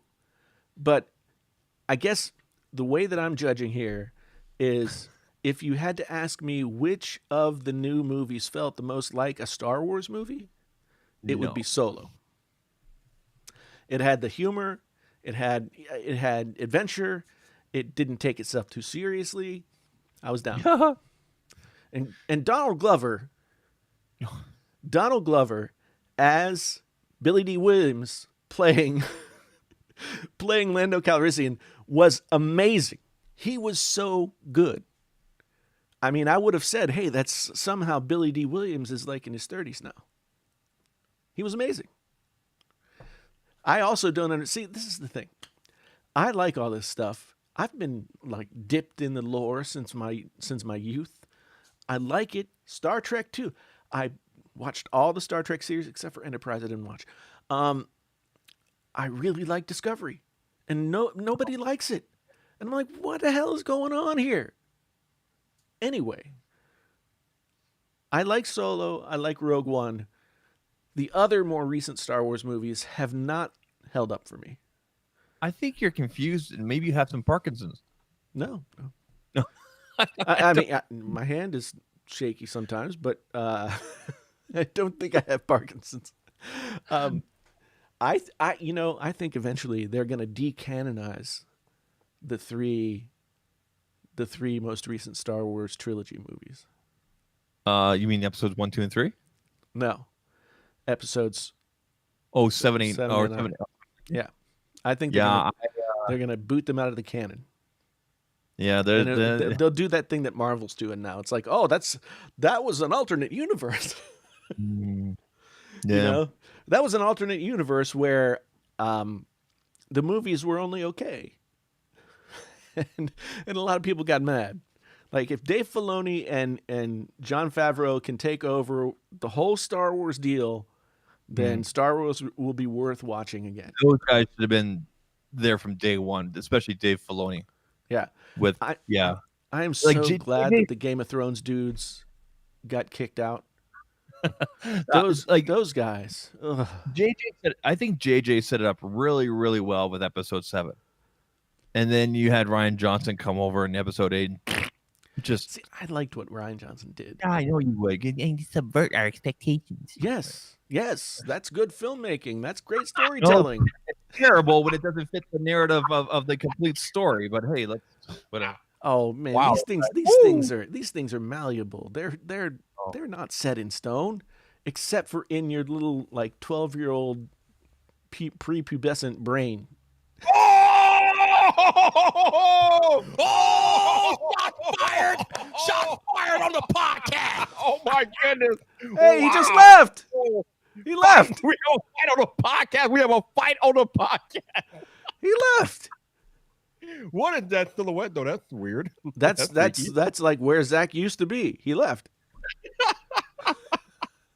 Oh god! Wow. I don't even know how to get back to like a full screen deal where it's just the two of us. Back at the building. Whoa, god, that's even more weird.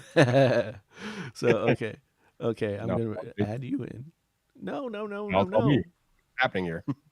We have lost control of the podcast. All right, now me and Jay. I can't believe he left. Oh, he really left. He like did. Yeah, wow. he's gone. Oh, maybe. Oh, wow. Okay. I did not intend to really offend him. That's interesting. All right. Because I wasn't really talking about him. I was talking about all the nerdrotic, like all those dudes on YouTube who just like cry over this stuff. So I wasn't really talking about Zach. Zach, if you're watching, I did not mean to offend you. It was just me making a point, not necessarily about you. Anyway, I feel bad now, but hey, M Quan is down there. What's up, M Quan? How you doing, man? yeah, I feel bad. I feel bad, dude. I don't. Before we go, if you are really serious about trying to get a PlayStation 5 on Thursday, yeah, I'm gonna tweet at you what you might want to do. It's gonna be a bloodbath. Yeah, I don't doubt it. And if I don't get one, I won't. You can get one. You're just gonna have to be hella quick about it and have a lot of patience. Because as you know, these websites are gonna crash instantaneously. Yeah, you might be right. But that's the thing. Like, if now that I've spent a bunch of money on new MacBooks, it makes it more difficult for me to justify getting the PlayStation Now. Good. I might get hopefully be able to get the PlayStation sometime around the holidays. Who knows? But it's not as big a deal. Oh, you're not getting a PlayStation around the holidays. If you don't get one on launch day, you're probably not getting one. Then again, I don't know. Black Friday is probably going to be a big deal. So See, that's the thing. Like, I mean, yes, I can understand limited quantities at launch, but if people can't buy them for their kids on the holidays, then they just messed up. Because that's supposed to be like the Xbox and the PlayStation are supposed to be the hottest ticket for the holidays. Oh, Jason, we are already half messed up. I just got an email from Amazon telling me I can't get an Xbox until December when I pre-ordered it as soon as they went live. So we're past messed up. We are past that point. Yeah. Well, I mean, it's been a weird year.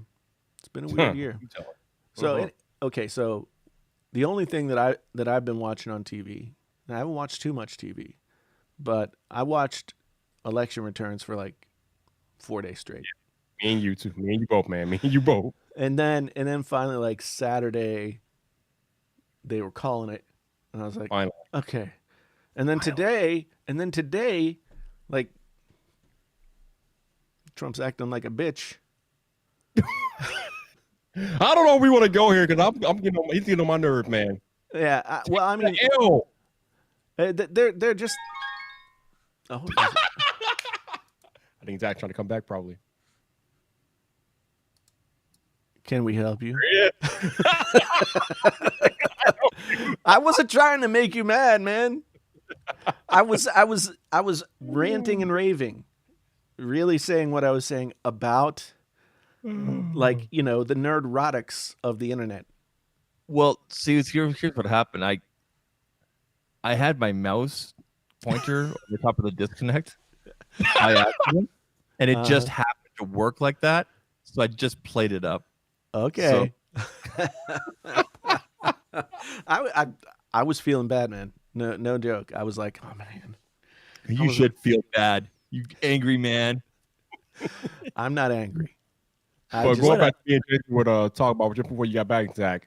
I know this is probably gonna make some of y'all in the chat mad, but you need to learn how to take an L. We all need to learn how to take an L. Learn how to take the damn L, please. Man, I've been taking an L for the last 4 years.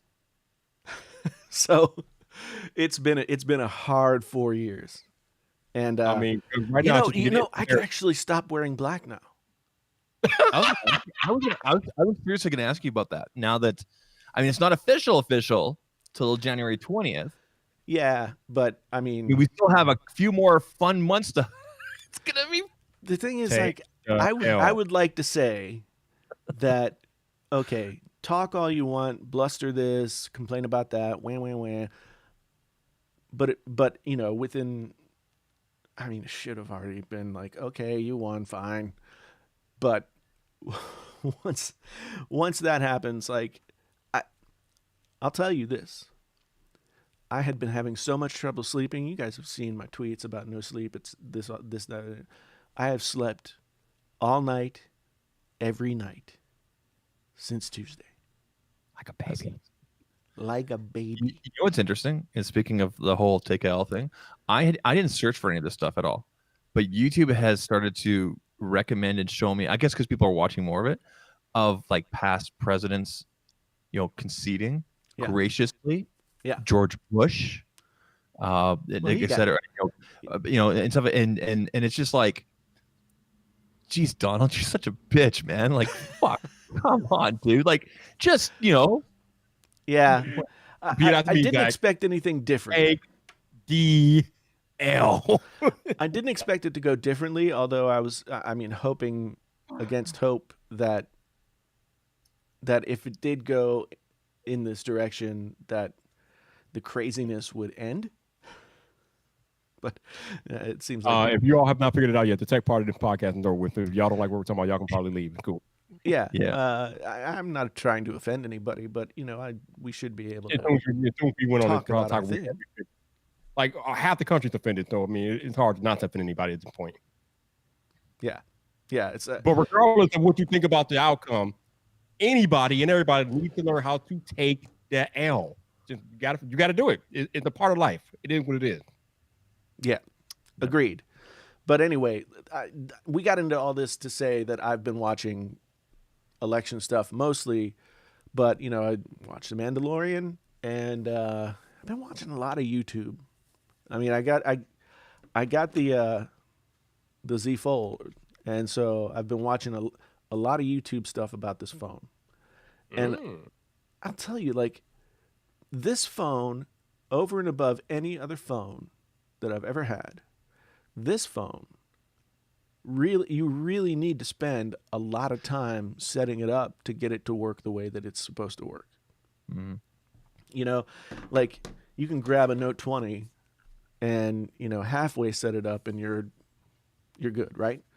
But this guy, in order to get all the features, like, I watched hours and hours of videos, top 20 tips and all this other stuff. So I think I'm going to get back to regularly scheduled some kind of TV here this week. Actually, Jason, funny that you talk about the Fold, because I'll pretty much watch all of my election coverage on the Fold too. Oh yeah, Oh yeah. I just put on the channel that I've been watching since 2008 when it comes to elections. MSNBC. Oh, that's there. You watched that one? Okay, I watched CNN. Okay. Yeah, I've just been watching MSNBC for long enough so I can kind of like calibrate my thoughts, because I know the angle that they're coming at, if that makes any sense. So Right. I just put that on and kind of like surf the phone and wait to see if anything is happening. Yep. Oh, also before we go, Jason and Zach, in exactly 1 month from tomorrow, it's my birthday, Oh, Yeah. and it happens to fall on a Friday night. So you know what that means. No. Oh yeah, my birthday's on a Friday night, which means I'm about to have a large live stream, buddy. And you gentlemen are both invited if you want to come hang with me. You know where to find me. But on Friday, December 11th, your boy Viper's about to have probably one of the largest streams in tech history if I can get it together. But it's going down. You need to throw that link out there to just like everybody. Like I'm just gonna do it because I think it'll be fun. I think it'll just be crazy. see, if I still drank alcohol, I would get wasted and then come on. You should drink some gamer subs and come on. Okay. I feel like I took like some kind of speed tonight or something, because like the Apple thing just got me wound up. Dustin has a good point here in terms of the Fold 2. The setup process is for real, and it really does feel like you're doing something different than. Does it not ask you to copy setting over apps and everything like that from previous or from your Samsung account? Yeah, it does. I think because setting up the FV took like 5 minutes. It was really easy. But this thing, like, it has all these features. It has, going from the front screen to the inside screen and back. You have to set that up because it's not on by default. It has like all of this stuff with multitasking, which I still haven't set up. There's just a ton of depth that you almost feel like, okay, I got this big ass phone. I might as well set it up the way it's intended to be set up. Well, I'm definitely gonna bug my Samsung contact about getting a Fold after I'm done with the Note. Yeah. Christopher Black, to answer your question, if you're a hardcore tech nerd, it's worth every penny. For the average person, probably not. Yeah, I don't think anybody who isn't a dork shouldn't spend this kind of money on a smartphone. I mean, let's get back to reality and say, like, I could get a pretty darn nice Mac Mini for that price, right? So MacBook Pro 13, I could like spec it out for that money. It is a very impressive piece of technology, and it's really fun to fool around with. I am not sure if it's actually like ready for prime time. I know that I didn't use last year's Fold, but there's still like those little weird things. Samsung made it a much better phone, the build quality, the screens, all that kind of stuff, but there's still enough stuff that's a little weird about it that is like are like annoyances multiple times during the day. And yes, I've had the phone since Friday, so maybe I adjust. I'm gonna give it the week, and see how I feel. But yeah, I think I would tell the tech interested person who wants a Samsung phone, I would say the Galaxy Note 20 Ultra is the luxury model that most people should consider if they want to spend money on a really nice phone. Mhm.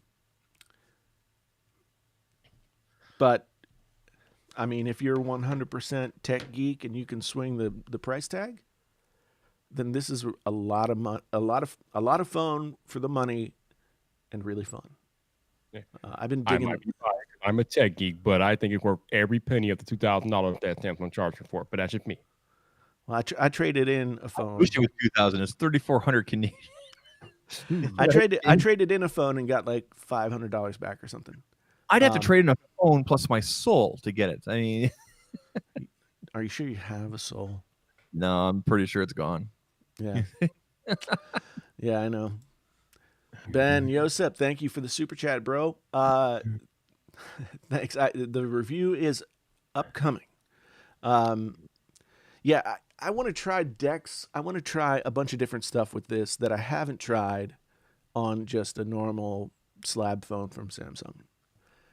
I'm really digging these like video, like 4D wallpapers. It's like it's cool, man. I get like all kind of zoned out and stoned when I do it. I wish, man. You know what? This is crazy. Okay, this is not politics really, but the state of Oregon legalized mushrooms.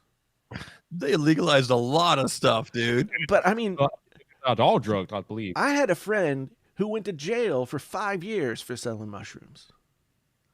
And now the state of Oregon has legalized mushrooms. Jason knows people. Well, I've lived a varied life. I read your book, dude. I know. Yeah. So I mean, to me this is just crazy. I wish Iowa has not legalized marijuana yet.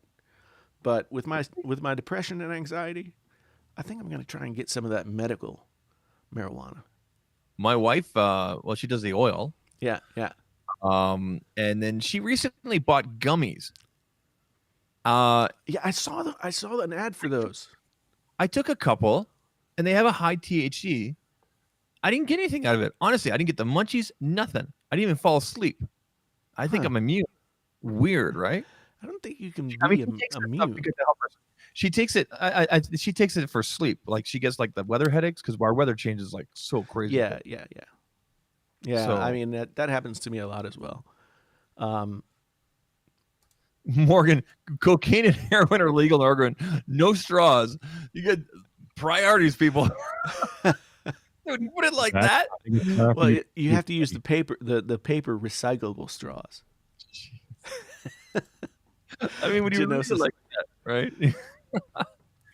Genosis makes a good point here, though. Oregon is sort of treating drug usage and drug abuse as a mental health issue, as opposed to like a failing of someone's moral fiber, which it really is. Addiction to anything is more a mental issue than anything else. So I do applaud them for, not making it a penalized thing and working on the other end. So I agree with that. Well, yeah, we're gonna go off. I think we should. We already went off a little bit there with the politics. So I think did we finish the? Okay, so we did the Netflix thing. We kind of talked a little more tech. We insulted Zach. Anything else we need to do? No, I think that covers it. You tech. We got to the politics because all I've been watching on TV last week. All I watched on TV last week was election stuff. I'm pretty sure CNN just had the biggest ratings ever for the last couple of weeks. I mean, I'm sure never seen anything like this. I mean, I was more concerned about Chris Cuomo's shoes at one point. Yeah, I saw people posting about that, and I was just like, I took a screenshot. They look comfortable. I'm sure they are. I think they're Nikes, though, to answer your question. And I like Don Lemon. He was so emotional. All right, Don't let's not go off. No, it's a good thing. I think it's a good thing. Yeah, but anyway, Oh. Zach, you got the music. on. Yes, I do. Here we go. I'll pay attention. You knew I was going to push it. All right, here we go. Well, yeah, thank you. People, it's been a crazy night.